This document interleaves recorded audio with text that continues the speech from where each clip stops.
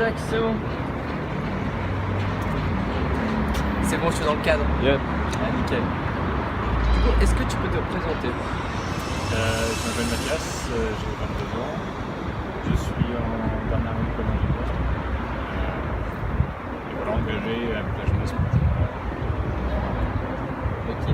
Et pourquoi tu as eu l'envie de t'engager pour la défense de l'environnement et Depuis quand? Ça fait pas très longtemps. J'ai eu envie de m'engager, je pense en avril ou mai. J'étais pas en France. Et je suis rentré en France en septembre, je me suis engagé. Et pourquoi? Parce que je pense qu'aujourd'hui, il y a une grosse énorme j'ai rentré dans l'écologie. Et je pense que notre génération de jeunes aujourd'hui, on est la dernière génération en fait qui est capable de faire en sorte. C'est la dernière génération qui pourra agir. Si nous on n'agit pas, ce sera D'accord. 5. Et est-ce que tu peux nous présenter une association auquel tu ferais partie ou est-ce que tu ne ferais pas partie de l'association? Comment tu fonctionnes en fait par rapport à l'utilisation? Je suis un petit peu un électrolyte, c'est-à-dire que j'aime pas me mettre dans une asso et là, j'ai un fou dans une asso, j'aime plutôt faire un truc différent. Mais je suis militant chez Greenpeace, un peu aussi chez Atlantiba, ou sinon je suis assez investi comme étudiant, mais c'est pas une asso. Je suis aussi pareil en plus.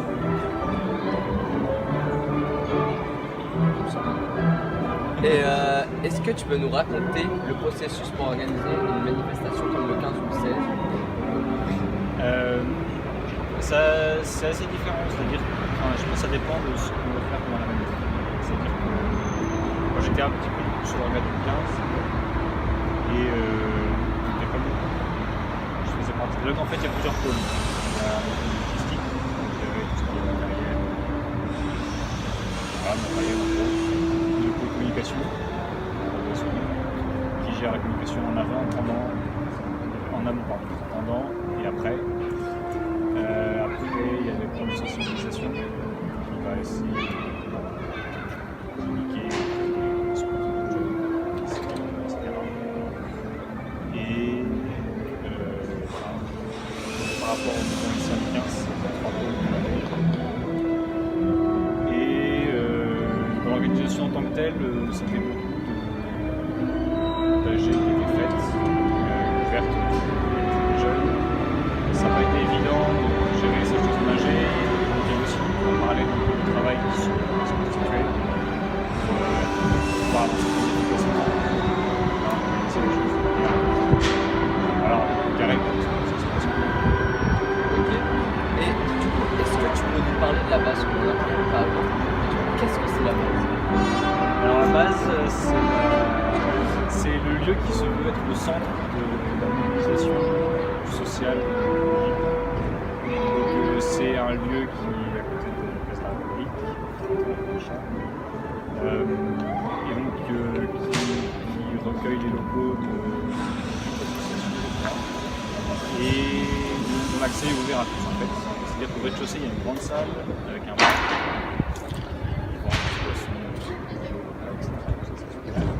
Et donc qui permet d'accueillir des événements liés à la justice sociale, justice politique. Et donc aux étages, il y a les bureaux des associations qui vivent et qui travaillent là. Et il y a aussi des espaces de stockage avec plein de choses.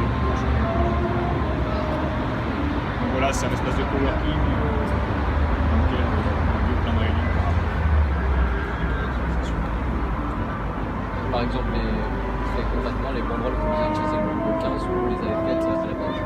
Alors, du coup, la base, c'est plutôt le milieu associatif. Donc, le 15, c'était vraiment étudiants lycéens, et donc les banderoles, etc., on les avait faites, les gens les avaient faites dans leur fac, lycée, etc. Mais pour le 16, ouais. Le 16, la plupart des choses ont été faites à la base. Et encore aujourd'hui, enfin, il y en a qui tiennent le bar, qui organisent la logistique.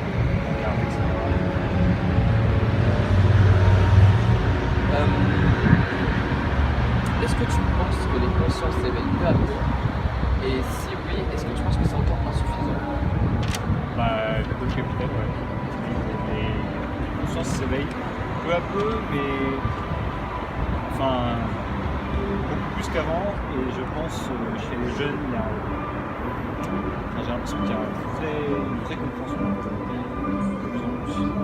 Alors ça reste pas assez rapide, mais les jeunes prennent des décisions radicales. Moi, je peux donner mon exemple un petit peu. C'est il y a un an, j'étais à fond dans le système, j'étais heureux dans la pensée, voilà, sans plus. Et je connais plusieurs personnes dont moi qui se sont mises à se renseigner sur les choses, sur l'état actuel de la planète, qui se sont mises à creuser le sujet. Et donc aujourd'hui, je pense qu'il y a une vraie conscientisation des jeunes, en tout cas. Pas dans la manipulation, il y avait des messages qui passaient, c'était des messages d'espoir, c'était des messages qui disaient qu'on ne croit plus au système actuel.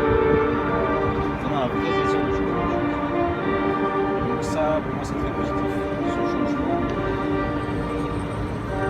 conscience. Tu viens de me dire que tu étais à fond dans le système. Qu'est-ce que tu qualifies de système? Bah, le système capitaliste, le mauvais système, celui où voilà, la consommation. Enfin, je suis passé par une prépa, j'ai fait une prépa et clairement, on nous a donné à être des consommateurs à ce genre de système sans se poser de questions sur quoi on est fait, comment on est fait, etc.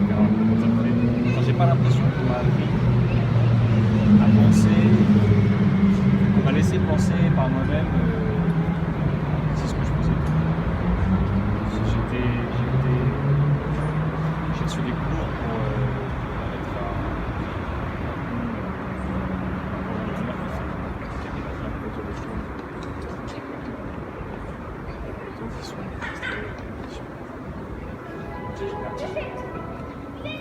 C'est super clair.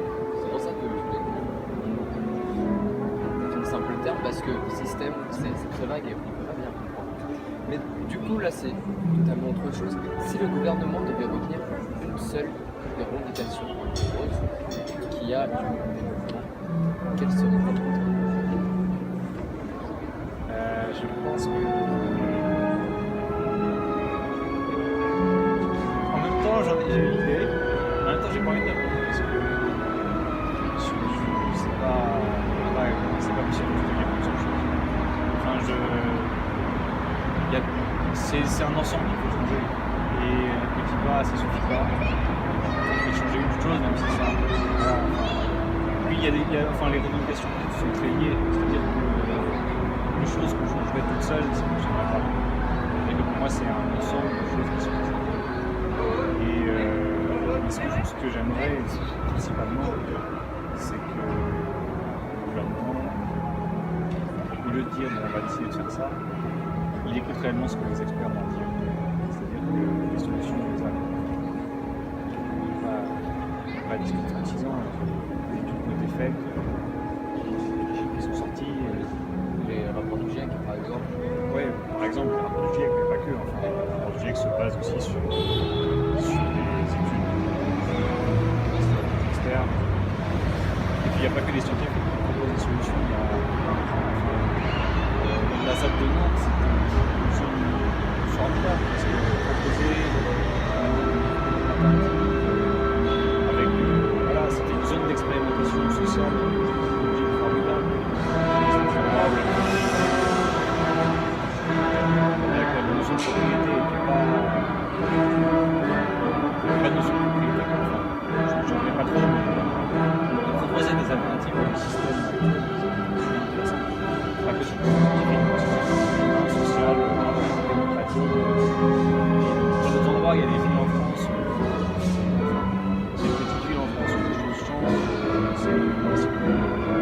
Voilà, essayer de il y a plein d'initiatives sur leur vie avec les gens, c'est extraordinaire, des choses qui existent aujourd'hui. Si le gouvernement leur laisser une opportunité de se développer, eh ben, ça donne des choses super. Et il n'y aurait pas besoin de faramineuse pour voir que ça marche. C'est ce genre de choses qui la vie. Et du coup, là, il y a des gens qui me regardent et quel petit geste quotidien tu pourrais leur dire de faire pour, ou quel petit geste au pluriel, tu pourrais leur dire de faire pour justement réduire leur impact sur l'environnement. Moi je crois justement qu'il faut, au lieu de commencer à dire, enfin, pour moi dire aux gens réduire votre impact sur l'environnement, c'est pas forcément une bonne solution parce que ça les culpabilise en leur disant c'est votre fait, vous avez assez réduire votre impact. Moi je pense qu'au contraire il faut dire comment est-ce qu'on peut augmenter notre impact sur l'environnement de manière positive. C'est-à-dire qu'au lieu de dire c'est super d'acheter zéro déchet et de se faire ça pour l'autre.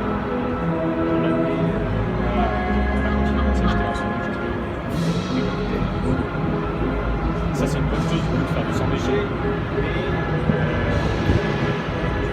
il faut arrêter de se prendre aux gens que si la Terre est à la catastrophe aujourd'hui, c'est leur faute parce qu'ils ont acheté ce déchet. Et donc je pense qu'il faut aujourd'hui que les gens améliorent leur impact sur l'environnement. Et pour moi ça passe aujourd'hui, étant donné l'urgence qu'il y a, ça passe par il faut agir. C'est le moment de sortir dans la rue, de participer aux choses dans lesquelles on croit.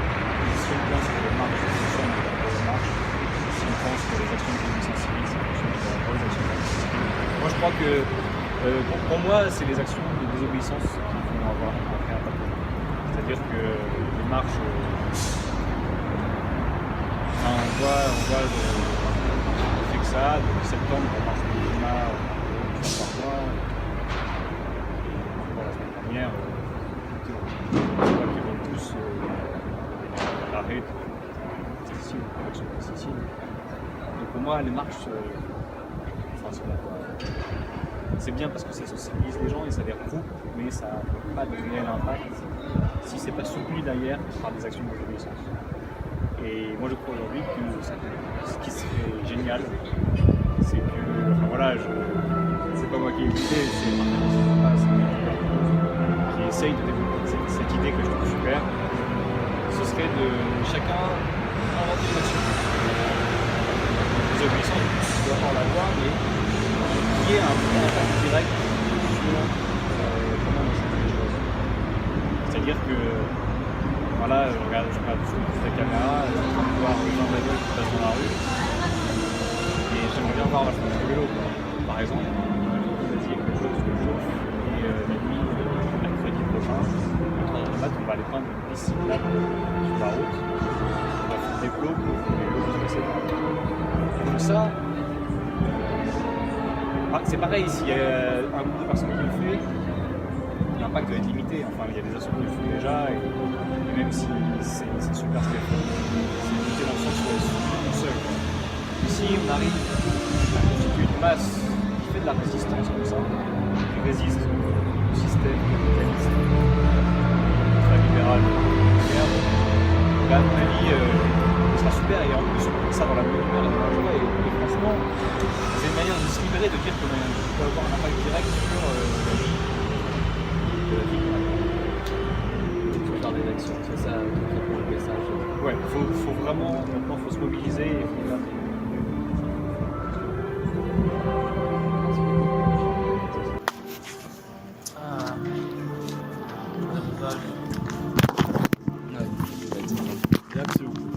C'est ça, réaction. Hop là. Du coup, est-ce que tu peux te présenter? Oui, bonjour.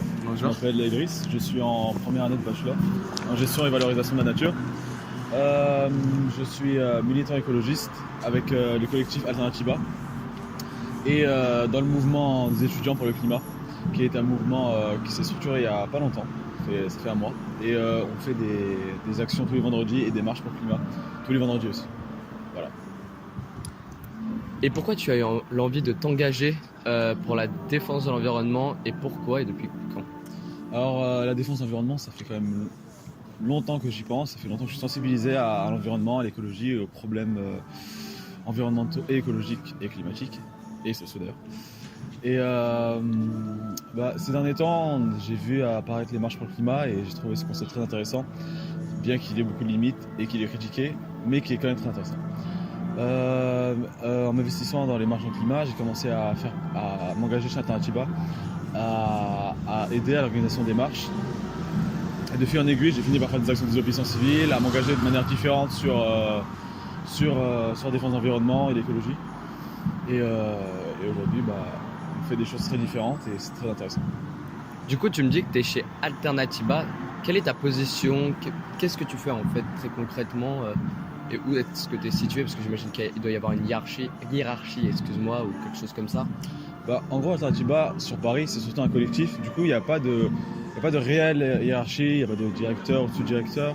Mais il y a quand même des gens qui sont plus informés que d'autres, il y a des gens qui s'investissent beaucoup plus, donc qui ont beaucoup plus d'infos. Souvent des référents ou des coordos, donc des coordinateurs des actions. On a plusieurs pôles Alternatiba. C'est un pôle logistique, un pôle communication. Et ces différents pôles sont interconnectés pour mettre en place des actions ou des marches. Du coup, moi, je suis plus sur la partie logistique, donc ça va être s'occuper du matériel, s'occuper du bon déroulement sur le niveau administratif et vérifier que tout se passe bien en général. Voilà. Et est-ce que tu peux nous raconter tout le processus pour organiser une marche comme celle du 15 mars ou le 16? Ok, donc pour le 15, c'était les étudiants qui ont mis en place cette marche. Pour le 16, c'est Alternatiba. Et déjà, pour expliquer comment faire une marche, il faut avoir une vision d'ensemble, ce que je n'ai pas forcément. Mais de mon point de vue, ce que je peux voir, c'est déjà, il n'y a pas une seule manière de faire des marches. Mais à la manière Alternatiba, ça va être déjà, comme j'ai expliqué tout à l'heure, avoir plusieurs pôles qui organisent cette marche. Déjà, il faut savoir quand organiser cette marche, comment, donc le matériel nécessaire, ce qu'on va devoir amener, une scène, des gens qui vont parler sur cette scène, un trajet qu'il va devoir déclarer à la préfecture, si on veut qu'elle soit déclarée, évidemment.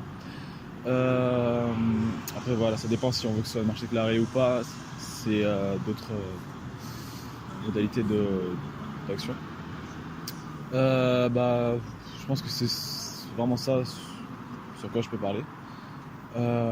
Après, franchement, pour aller plus en profondeur, il faut vraiment avoir une vision d'ensemble que j'ai pas été coordonné d'une marche complète. Du coup, je pourrais pas parler de plus. Mais je pense qu'il y a quand même plus de choses à faire que juste ça. Est-ce que tu peux nous parler de la base? Parce que tu nous en as parlé un peu avant, mais je voudrais que ceux qui nous regardent comprennent ce que c'est, où c'est et pourquoi en fait ça a été créé comme lieu. Déjà, je pense que tout expliqué dans le nom de la base. La base, c'est la base d'action sociale et écologique. C'est un tiers-lieu, un endroit, un accélérateur de projets sociaux et écologiques. C'est situé au 31 rue Bichat, près de Place de la République. C'est un endroit qui aide à mettre en place des projets écologiques, qui peuvent être des marches, c'est leur faire des réunions, faire des ateliers.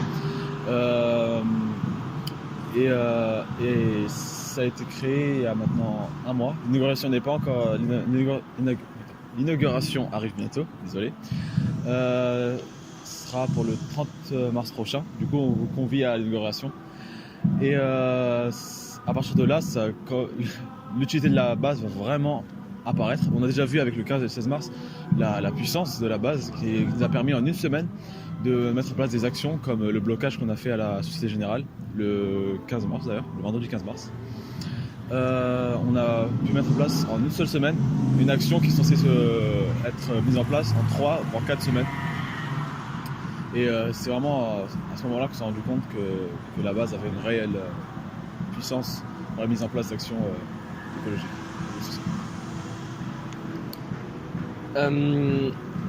Est-ce que tu penses que les consciences s'éveillent peu à peu? Et si oui, est-ce que c'est trop lent? Alors, avec les marches que moi franchement c'est vraiment les marches qui m'ont permis de mieux avoir une meilleure vision de ce qui se passe au niveau écologique. Mais oui, on voit bien que les consciences commencent à monter, à s'éveiller. Et par contre, oui, c'est sûr que c'est beaucoup trop lent. Et je ne savais pas comment on pourrait faire pour accélérer les consciences, mais c'est vraiment encore trop lent. Et sûrement des manières différentes d'agir, des manières différentes de penser pour permettre aux gens de mieux prendre conscience de ce qui se passe autour d'eux et pas que. Et pour que les gens prennent conscience de ce grand mouvement et de cet enjeu écologique, il y a peut-être le gouvernement qui peut jouer un rôle. Est-ce que tu penses qu'il y a une mesure ou plusieurs mesures que le gouvernement peut reprendre pour en prendre de ce mouvement principal, évidemment? Alors, franchement, le gouvernement n'a pas que pour objectif de sensibiliser les gens. Je pense qu'au-delà de ça, il y a de réelles actions à mettre en place.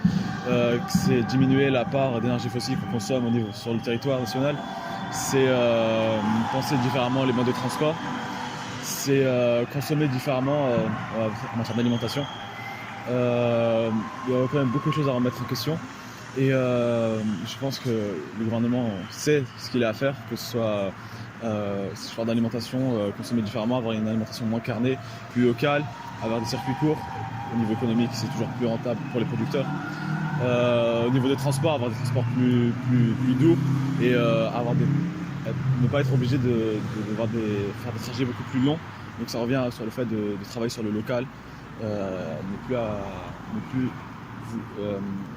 être dans le besoin d'apporter des choses de très loin. Donc oui, le gouvernement n'a pas juste besoin de sensibiliser les gens ou les citoyens, c'est vraiment à eux de mettre en place maintenant de réelles actions pour changer notre société. Et là, il y a forcément des gens qui nous regardent. Quel petit effort quotidien pourrait-il faire pour... juste avant, j'avais dit réduire l'impact. Je me suis rendu compte que dire améliorer, avoir un impact positif, c'était beaucoup plus juste. Avoir un impact positif en fait sur l'environnement. Franchement, s'il devait faire quelque chose, je pense que ce serait par exemple nous rejoindre pour le 19 avril où on va mener une action de masse, une action de désobéissance civile de masse. Il faut retrouver l'événement sur Facebook. Bloquons le gouvernement des pollueurs. Bloquons la République des pollueurs. Qui est un événement qui se déroulera le 19 avril et on vous convie à cette action. Je pense que c'est ce genre d'action qui motivera les gens à penser différemment. Parce que je ne pense pas que faire une petite action tous les jours soit nécessaire. On ne doit pas avoir le sentiment de culpabilité, de se dire je fais une action pour changer mon environnement. Non. Je pense qu'il faut se rendre compte qu'il y a des problèmes dans notre environnement, qu'il y a beaucoup trop de pollution, qu'on mange mal et ces choses il faut changer et créer sa propre réalité en modifiant notre manière de faire, en modifiant notre environnement. Si j'ai envie de prendre le vélo, je vais modifier mon trajet de vélo pour tracer des routes avec des collectifs pour pouvoir créer ma propre réalité où je pourrais prendre mon vélo en toute tranquillité sans avoir peur de nuire à mon intégrité. Et évidemment, le lien pour cette action du 19 sera juste en dessous dans la description. Merci beaucoup. Il n'y a pas de quoi. Voilà, c'est bon. Au revoir Lucas. Au revoir. On a coupé quelques trucs quand même. Ouais, bien sûr. Moi comme toi. Hein. Ouais.